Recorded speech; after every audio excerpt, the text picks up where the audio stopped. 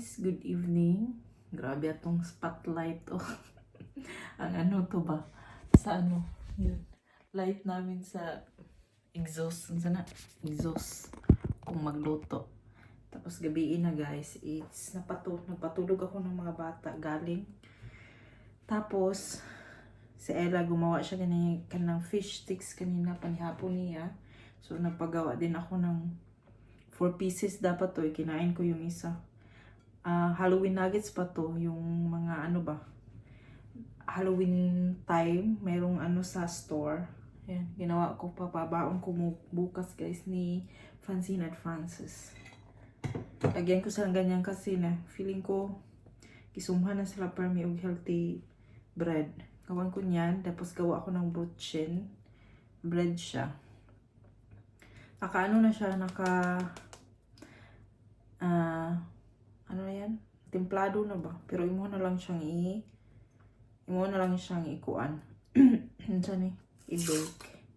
I-bake na ko siya kadali. Kasi ang ingon dire na asyay, meron siyang basahin 8 pieces ang gibuto eh.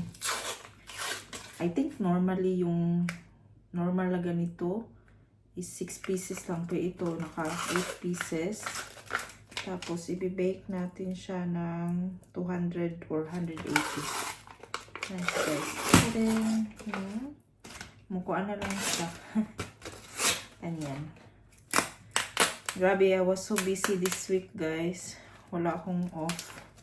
Ang off ko kasi nasa school ako for my German course. Deutsch course na ako. So ayan na siya guys. Nakaingana na siya. Tapos imo na lang siyang tadeng. Tapos ibutang na to dire. Kadjut lang ha. So sang ingon dire, butangan pa nimo siya og di ba? Dapat ingani yang itsura. So ako pa siyang drawingan ra ay anaon ba? Hation sa tunga para na pud siya dili pud siya basic lang kayo no. I-bake na nako siya karon para yung mga bata di na ako magsayog mata magdadali. Dahil po kamahaw na po ni Ella. Breakfast niya kasi hindi sila mga bata dito guys. Nasanay na kami na dili kumakain ng rice pag umaga. So ito, tapos uminom lang yan siya ng milk. Ayan. Eat natin to. So, ayan na siya. So, easy na lang ba? Pinamadali talaga yung buhay mo dito. Gustong gusto ko to eh. Tapos tutuin ko siya ngayon kasi wala ako'y panihapon guys. Ayaw ko na magluto. Tapos tapulan is real. Kumain kasi ang dami ko kasing kinain kanina. So ayan na siya. Dudeng! Ayan, makaroon ninyo. Nahudan ko baking paper kaya akong baking paper na bilhin hastang gamaya. So ako siyang mabawan og aluminum foil. Tapos kuha tag kutsilyo kadjut lang. Wait.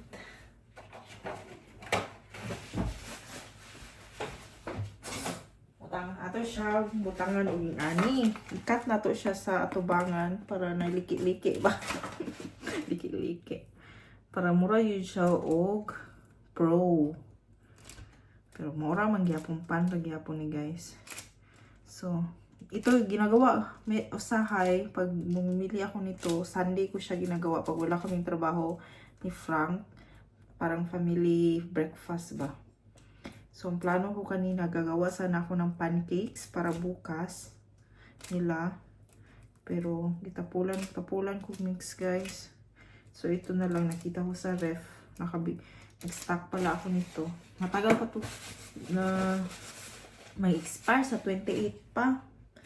Sa, may dalawa ako dun eh. So, ayan. Makita nyo kayo lang. Pakita na ako dun. So, ayan lang. Ayan lang, guys. Muna na siya.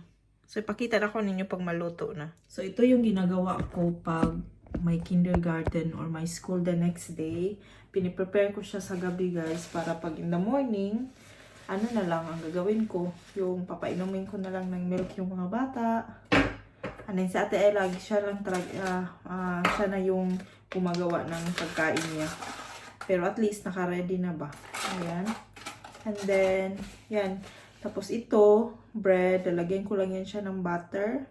Or maybe not na kasi yung si Francine and Francis mas gusto nila yung basic lang nito. Bawal kasi yung sweet sa kindergarten guys. So hindi ko siya malalagyan ng jam or Nutella. Pag nandito sa bahay, nilalagay nila talaga nito is either jam or Nutella. Tapos, kasi kindergarten, bawal yung sweets. So, lagyan ko siya ng isa-isa nito sa kanilang lunchbox, ay sa kanilang fruit dose or Fruchtstück box.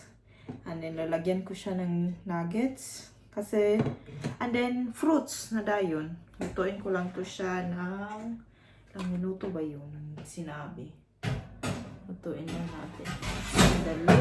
Madali lang din itong lutuin. Nasaan ba ito yung papel? Kasi lagi ko itong ginagawa, pero lagi ko din nakakalimutan ilang ano. So, 12 to 15, 480. No. Loaf. So, yan, para bukas, di na ako mataranta. No? Ilagay pa. Pabugnaw lang na ako siya. Ilagay ko na yan din siya sa lunchbox nila. Tapos bukas, mag-slice na lang ako ng apple or any fruits na available sa ref. So, ayan lang. Shinare ko lang. Mag-i-edit sana. Mag-i-edit yun ko, guys. Mag-i-edit ako. Tapos mag-upload ako ng video. Hopefully, matapos ko. Kasi bukas wala akong trabaho. Meron sana akong trabaho. Pero, nag-off ako.